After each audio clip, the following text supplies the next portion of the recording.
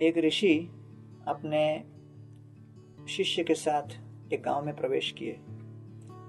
गांव में एक बहुत बड़े करोड़पति थे जो कि वास्तव में बहुत बड़े चोर भी थे, लेकिन क्योंकि उन्होंने साधु पुरुष को अपने घर पर निमंत्रण दिया तो महात्मा जी उनके घर पर गए, कथा किया।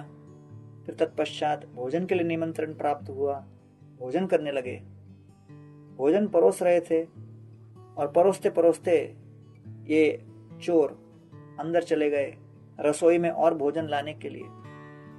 तब अचानक पता नहीं क्या हुआ, संत महात्मा ने अपने शिष्य को कहा कि वहां पर जो स्वर्णिम लोटा है उसको उठा लो और अपने बैग में डाल लो। शिष्य भी अवाक रह गए, कभी गुरु ने इस तरह बात नहीं की थी। तुरंत उठाकर उन्होंने अपने लोटे को डाल लिया बैग में।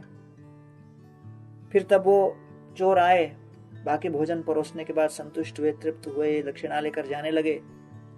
मार्ग पे जाते जाते अचानक ये ऋषि महात्मा अपने शिष्य को देखकर कहते हैं, अरे हमसे बहुत बड़ी भूल हो गई, हमने उनके सोने का लोटा उठा लिया, कृपा करके जाओ, पश्चाताप व्यक्त करो और इसे लौटा दो।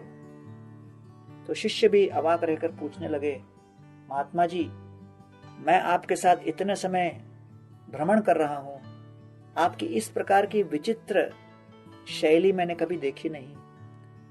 आपके हृदय में उस तुच्छ लोटे को उठाने का भाव कहां से उत्पन्न हो गया? आप तो स्वाभाविक रूप से विरक्त हो।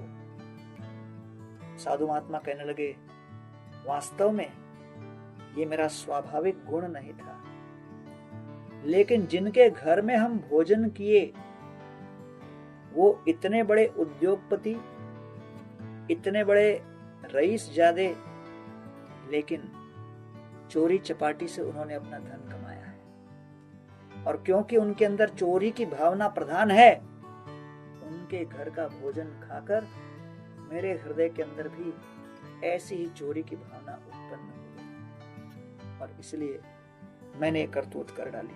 मुझे बड़ा पश्चाताप हो रहा है, क्योंकि अब भजन करने के पश्चात मेरा हृदय फिर निर्मल हुआ और मैं समझ पा रहा हूं कि मैंने गलती की। शिष्य गए, उस रईस व्यक्ति के पास जाकर कहने लगे, हमसे बहुत बड़ी भूल हुई, हम ये लोटा उठा के लाए, हम इसे लौटाना चाहते हैं। तो धनवान व्यक्ति कहते हैं, अरे वास्तव में मैं आपके गुरु को बहुत धन्यवाद देना चाहता हूं कि जिस समय संत महात्मा हमारे घर पर आए, भोजन खाए, उस भोजन का कुछ अवशेष मैंने जैसे ही पाया, केवल उस भोजन के अवशिष्ट को पाने मात्र से मेरे हृदय के अंदर एक महान क्रांति परिवर्तन आया और मैंने संकल्प किया कि आज से आगे कभी भी मैं कोई चोरी का काम नहीं करूंगा, मैं पूरी ईमानदारी के साथ कर्मठ परिश्रम करूंगा और ईमानदारी का ही धन कमाऊंगा।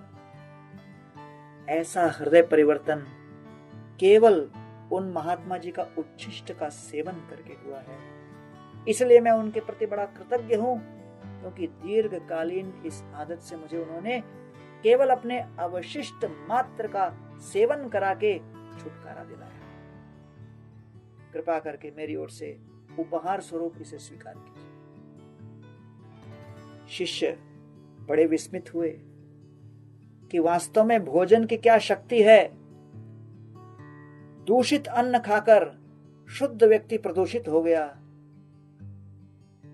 शुद्ध अवशिष्ट पाकर दूषित व्यक्ति का हृदय शुद्ध हो गया।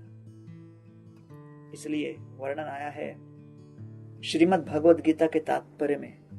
श्रील प्रभुपाद जी वर्णन करते हैं, आहार शुद्धौ सत्व शुद्धि, सत्व शुद्धौ ध्रुव स्मृति, स्मृति लम्हे सर्वग्रंथि नाम विप्रमोक्षाः। हमारे चित्तवृत्ति का परिवर्तन आरंभ होता है भोजन की शुद्धि से। जब भोजन शुद्ध होगा तब शनै शनै सत्व गुण की वृद्धि होगी, और जब सत्व गुण की वृद्धि होगी शनै शनै आध्यात्मिक स्मृति पुनर्लौट के आएगी। आइए अपने भोजन को शुद्ध करें और चित्त को शुद्ध बनाएं।